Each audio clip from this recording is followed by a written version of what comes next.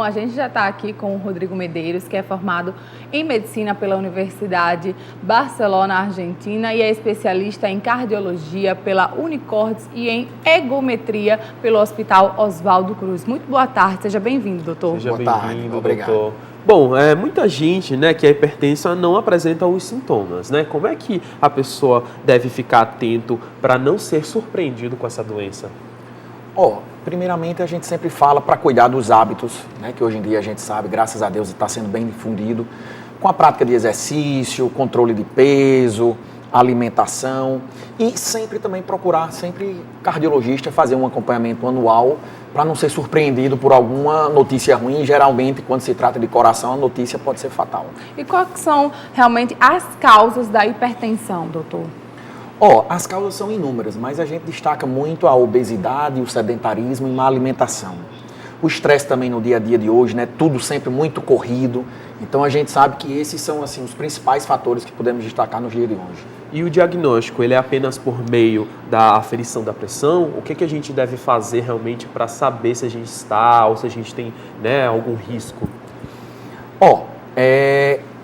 Como eu lhe disse, o ideal é a gente verificar sempre sua pressão, pelo menos assim uma vez a cada 6 meses, uma vez ao ano, procurar ir para seu médico, fazer atividade física. E a gente leva muito em consideração o sintoma e também essa aferição, porque tem muitas pessoas que a gente descobre no consultório que não costumam ir para médico. Então, de repente, quando vai fazer um risco cirúrgico, ou então vem lá só para solicitar exames de sangue, e a gente acaba descobrindo por acaso. Então, esse grupo de pessoas, infelizmente, não é um grupo bom, porque são aquelas pessoas que podem ser acometidas subitamente, de uma hora para outra. Bom, se você tem aí a sua dúvida, você pode entrar em contato conosco através das nossas redes sociais. Hoje o papo aqui no nosso quadro de saúde é sobre a hipertensão. A gente está tirando várias dúvidas com o Dr. Rodrigo. Se você tem uma pergunta, se você conhece alguém que sofre com isso, um parente ou você mesmo, você pode enviar para a gente através das nossas redes sociais, que é o @TV Feliz, como a gente falou anteriormente. O nosso Facebook, que é TV Feliz Oficial. Segue a gente, manda sua pergunta que a gente vai ler aqui ao vivo. Lembrando também, Luísa, que tem também o nosso telefone, que é o 3234-3422, que todo mundo já decorou. E também tem o nosso WhatsApp, viu? É o 981056955. Repetindo, 981056955. Aproveita, né, que a gente já lançou o nosso WhatsApp para a nossa promoção, mas você já pode mandar a sua pergunta e participar junto com a gente. Que é muito legal, né? As pessoas agora têm várias formas de interagir conosco. É verdade. Bom, doutor, e muita gente tem essa dúvida. A hipertensão é genética ou a pessoa pode adquirir, né? Porque a família, às vezes, o pai tem, o avô. Como é que é, doutor? A gente sabe hoje em dia que a hereditariedade conta muito, né? E também a gente pode adquirir pelos maus hábitos, como a gente falou agora há pouco. Então, você sabendo que seu pai ou sua mãe é hipertenso, então o cuidado tem que ser redobrado, sua chance é bem maior. E aliado a isso, os seus hábitos, né? Como o controle de peso, alimentação, estresse e atividade física. Então, realmente a genética tem a ver, né? É como se fosse uma predisposição, vamos dizer assim. Você tem realmente a genética que vai a favor disso e se você não se cuidar, você pode desenvolver também a doença. Eu queria que você explicasse melhor para o pessoal aí de casa o que acontece de fato, né, com os vasos. Né? Eles realmente diminuem e é por isso que ocorre o aumento da pressão ali no local? Na verdade é o seguinte, com o bombeamento do coração, o sangue entra nas artérias. Tem uma coisa que a gente chama de resistência vascular periférica, ou seja, tem a resistência do próprio vaso ao recebimento desse sangue. Então isso gera a pressão arterial. Tem a sistólica, que é quando o coração bate, e tem a diastólica, que é quando o coração relaxa, ou seja, a máxima e a mínima. Então, de acordo com tudo isso, é que a gente fecha os valores do hipertenso, né? Que a gente sabe que hoje em dia tem o ideal, que é até 12/8, a gente sabe que a gente ainda considera normal até 13/8,5, e o hipertenso é a partir de 14/9. Já é bastante bacana, alta. né? A gente já tem pergunta dos nossos telespectadores que sempre participam aqui com a gente. O Gilberto Pereira, de Ponta Negra, está perguntando: uma pessoa que pratica atividade física regularmente pode apresentar sintomas de pressão alta? Sim, claro, pode apresentar. Um dos principais sintomas que a gente recebe no consultório é a famosa dor de cabeça, né? Então, isso daí seria, digamos assim, a principal coisa que a gente vê no nosso consultório. Também turvação visual, às vezes, durante uma atividade física, aquelas pessoas que se cansam muito, aquelas pessoas mais gordinhas, com dificuldade de perder peso. Isso daí também a gente vê muito no consultório. E que riscos a pessoa que é hipertensa corre? Os principais riscos que a gente pode falar, ela pode acabar desenvolvendo uma insuficiência cardíaca de origem hipertensiva, ela pode desenvolver arritmias, infarto, AVC, retinopatia hipertensiva, ou seja, aquela pessoa que pode chegar até a levar uma cegueira, por exemplo, inclusive, problemas renais. Nos rins, né? Falar agora. Problemas renais. São, digamos assim, as principais consequências do hipertenso. E quais as alterações do organismo podem levar à hipertensão, doutor? As principais alterações do organismo são mais ou menos essas que a gente diz, né? A parte de AVC, ou seja, a parte cerebral, desenvolver essa parte. Um infarto agudo do miocárdio, que também é fatal, pode chegar a ser fatal. Problema na vista, né, que a gente chama de retinopatia hipertensiva. Problemas renais também, que tem muito a ver, são coisas muito interligadas. Basicamente isso, assim, principalmente isso. Muito bom. E existem valores normais de pressão arterial de acordo com a idade? A gente deve realmente ficar preocupado, né? A gente está numa certa idade e a gente precisa estar com essa pressão em um número específico, né? Ou não? De maneira geral, o consenso fala que a partir de 14/9 é hipertenso. Mas a gente sabe que crianças, aquelas pessoas, às vezes até adultas, mais magrinhas, menorzinhas, costumam ter uma pressão até mais baixa, 9/6, 10/6, que a gente considera normal. A gente alia muito ao sintoma, a queixa do paciente. Então, é uma associação, mas uma conjuntura, digamos assim, a gente fecha nisso. Ideal até 12/8 e já considera o hipertenso a partir de 14/9, e entre esses valores seria uma coisa que a gente denomina pré-hipertenso. Doutor, e aí eu descubro hoje que eu tenho hipertensão, né? Acabei de descobrir, fui ao médico, sou hipertensa. Como é que eu faço para me tratar? Existem realmente, tenho que tomar os remédios necessários, tenho que mudar alguns hábitos alimentares, fazer exercícios físicos ou não? Como é que funciona isso? Dependendo do valor inicial, a gente tenta 4 coisas, correção de 4 coisas. Controle de peso, alimentação, estresse e, fundamentalmente, atividade física, o exercício. Quando isso resolve, ótimo, e a gente tem que ficar sempre sobre alerta. Agora, infelizmente, muitas vezes a hipertensão já foi diagnosticada e isso vai ajudar no tratamento, mas isso já não vai mais servir a ponto de você afastar o uso da medicação. Infelizmente, muitas vezes tem que juntar isso à medicação. E falando em medicação, né, como é que ela atua realmente no indivíduo? Você já tem um resultado já de imediato ou não? Existem várias classes de medicação, né? Tem aquela medicação que controla as batidas do coração, tem aquela medicação que é diurética, ou seja, tira volume do corpo. Vai depender do caso, né? Cada caso é um caso, cada caso é um caso. Porque realmente esse problema ele pode ocasionar outros, então realmente é importantíssimo a pessoa realmente consultar um profissional especializado para saber realmente, né, o que problemas elas pode ter ou já tem, né? O fumo também contribui, doutor, para isso, para piora, né? Uma pessoa que tem hipertensão, fumar, ela ser fumante, também pode piorar o quadro? Isso é uma das principais causas, se não a principal, o tabagismo.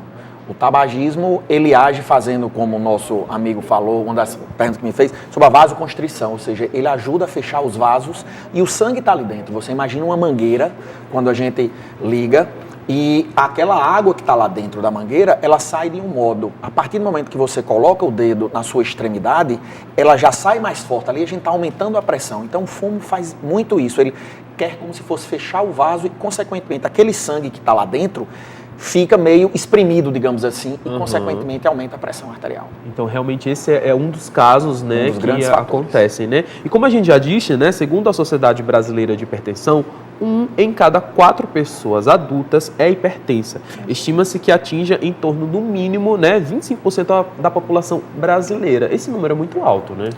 É um número muito alto e, infelizmente, hoje em dia a gente está vendo aumentar muito.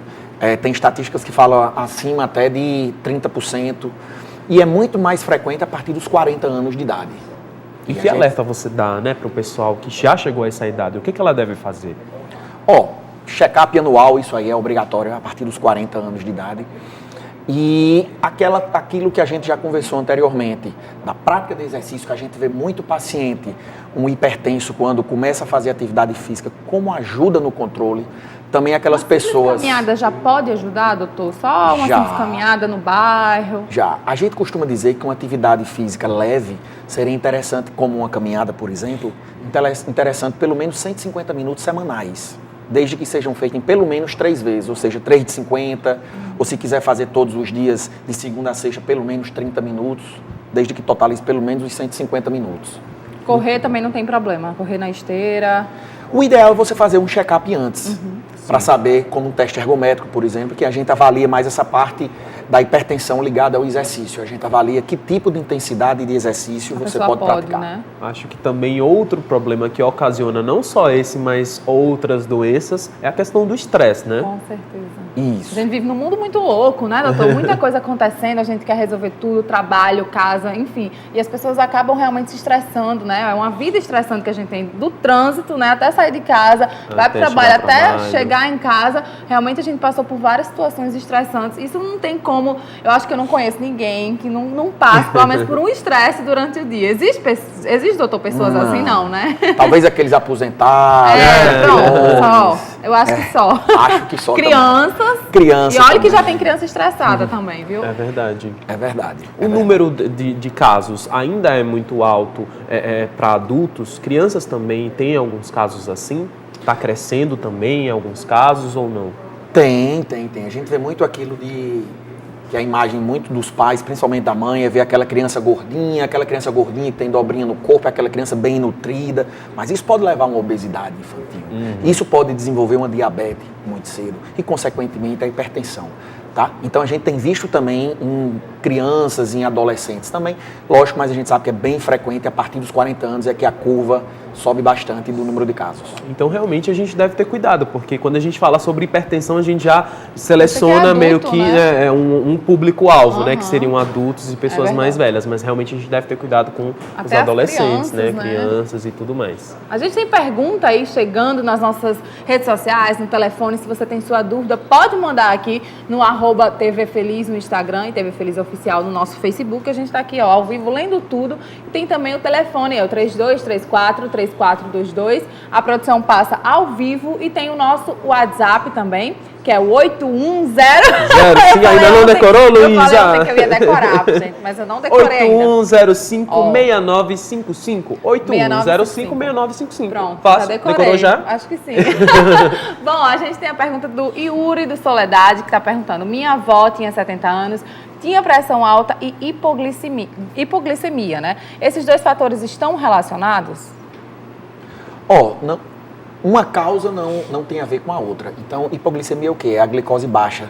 Provavelmente ela tinha muitos episódios de queda de pressão, de açúcar, e isso é muito frequente no diabético. E a gente costuma ver muito associação entre hipertenso e diabético, também com peso. Então, provavelmente, a avó dele poderia se encaixar no quadro desse. Olha, muito legal, a gente está com um bate-papo super interessante aqui com o doutor Rodrigo, ele está tirando várias dúvidas sobre hipertensão. Vai mandando sua pergunta, a gente vai para o intervalo comercial super rápido, mas volta já com muito mais para você. A gente já voltou, estamos de volta aqui, o intervalo é super rápido. Nós terminamos o bloco falando sobre hipertensão, tirando várias dúvidas com o doutor Rodrigo, que está junto aqui com a gente.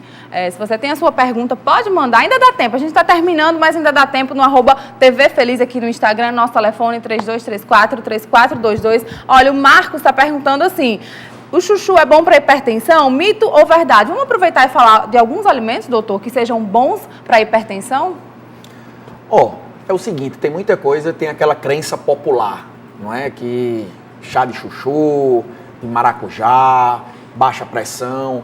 Na verdade, a gente crê muito isso como mais um mito, sabe? Claro que a gente sabe que a alimentação tem coisas que são boas, tem coisas que não são, mas você, entre aspas, se defender em um chuchu, não, é uma alimentação como um todo. Vou falar aqui no caso pessoal, meu pai, ele deve estar assistindo, ele sempre toma todos os dias uma farinha de maracujá. Ele é hipertenso e ele acredita que essa farinha realmente é muito boa, conseguiu baixar, enfim, realmente é mito ou não? Como eu falei agora, do maracujá, parece que eu adivinhei. É uma maracujá. farinha do maracujá, né, que existe agora, como existem linhaça, essas farinhas, que hoje são bem conhecidas em dietas, né, e as pessoas realmente aproveitam isso e falam. A gente vê muitas reportagens e às vezes confunde, a gente quer saber de um especialista, né?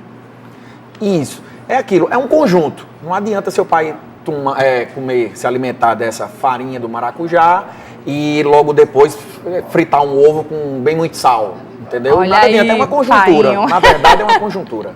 É verdade, tá vendo? Ó, ele tá assistindo com certeza, tá pegando várias dicas. Bom, e pra gente finalizar, existem, doutor, a gente estava conversando no intervalo, né? Já campanhas que realmente conscientizam as pessoas desse cuidado que deve ter. Deve ser feito check-up anualmente? Ó, de preferência fazer check-up anual a partir dos 40 anos. A gente sabe de muita doença silenciosa e a hipertensão é uma delas. Então, muitas vezes a gente descobre no consultório. Então, é muito importante. Está acontecendo muito essa coisa aqui em Natal, no Brasil inteiro, né? Natal agora virou moda, essa coisa da corrida de rua. É mais um incentivo para essas pessoas que sofrem de hipertensão realmente saírem de casa, saírem do sofá, se mexerem e faz bem à saúde, né? Isso é muito importante. A gente sabe que a atividade física, como corrida de rua, por exemplo, a gente sabe que emagrece e o peso é um dos fatores que eleva a pressão. A gente sabe que ajuda a queimar aquelas calorias, o nosso excesso de alimentação. Também a atividade física ajuda a eliminar isso. A gente sabe que a atividade física é uma senhora terapia para o combate ao estresse.